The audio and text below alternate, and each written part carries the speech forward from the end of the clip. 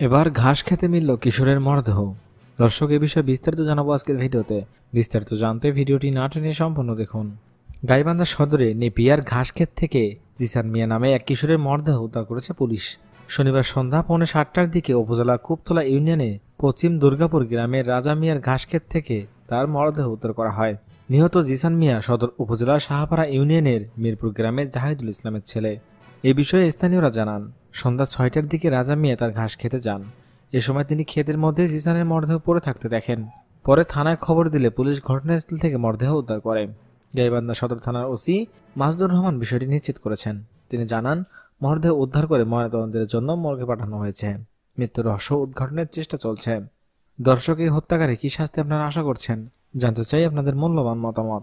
এখনকার মতো এখানেই শেষ। পরবর্তী আপডেট নিউজ পেতে চ্যানেলটিকে সাবস্ক্রাইব করে আমাদের পাশেই থাকুন। ধন্যবাদ।